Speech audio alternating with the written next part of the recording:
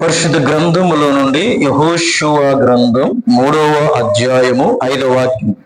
మరియు యెహోషువ, రేపు యెహోవా మీ మధ్య అద్భుత కార్యములు చేయను గనుక మిమ్మును మీరు పరిశుద్ధపరచుకొనుడని జనులకు ఆజ్ఞ ఇచ్చెను. ప్రియ సోదరి సోదరుడా, ఇశ్రాయేలు ప్రజలు ఐగుప్తు దేశంలో ఉన్నప్పుడు దేవుడికి వాళ్ళు మొర్రపెట్టినప్పుడు దేవుడు వారి మొర్ర విని మోషేను వారికి లీడర్గా ఏర్పాటు చేసి మోషే ప్రవక్త ద్వారా ఎన్నో అద్భుత కార్యాలు ఐగుప్తు దేశంలో చేసి ప్రభువు తన బాహుబలము చేత, తన దక్షిణ హస్తము చేత ఇశ్రాయేలు ప్రజలు ఐగుప్తులో నుండి అబ్రహాము, ఇస్సాకు, యాకోబులతో ప్రమాణము చేసినటువంటి పాలు తేనెలు ప్రవహించు దేశానికి వారిని నడిపించుకుంటూ వస్తూ ఉన్నాడు. 40 సంవత్సరములు వాళ్ళు ఆ అరణ్య ప్రాంతంలో ఉన్నారు. మోషే భక్తుడు చనిపోయాడు.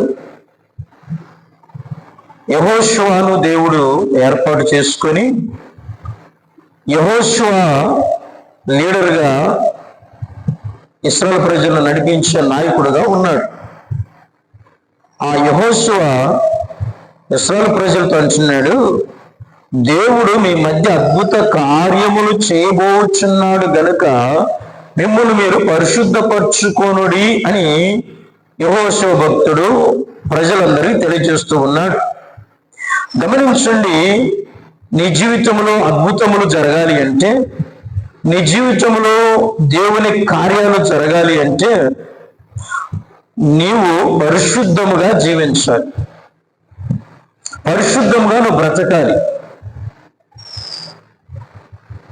యేసు ప్రభువుల వారి రక్తము చేత నువ్వు కడగబడినప్పుడు క్రీస్తు యేసు రక్తం ప్రతి పాపము నుండి మనల్ని పవిత్రులుగా చేయును అని వాక్యం సెలవిస్తుంది కనుక క్రీస్తు రక్తం చేతను కడగబడి నీ జీవితము పరిశుద్ధముగా నువ్వు జీవిస్తున్నప్పుడు, పరిశుద్ధముగా నువ్వు బ్రతుకుతూ ఉన్నప్పుడు దేవుని అద్భుత కార్యాలు జరుగుతాయి నీ జీవితంలో.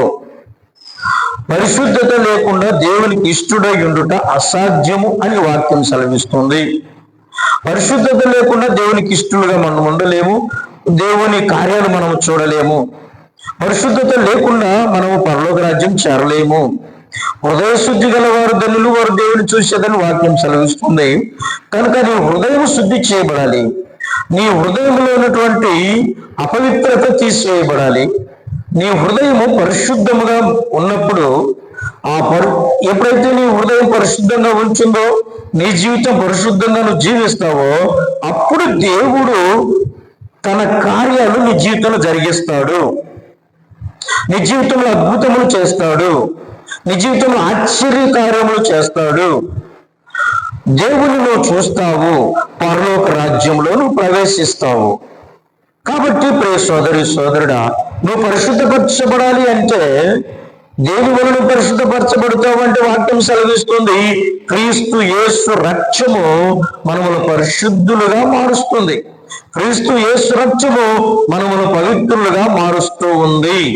కాబట్టి ప్రియ సోదరి సోదరుడు గమనించండి, మనం పరిశుద్ధముగా ఉండాలి అంటే క్రీస్తు రక్తం చేత మనము కడగబడాలి.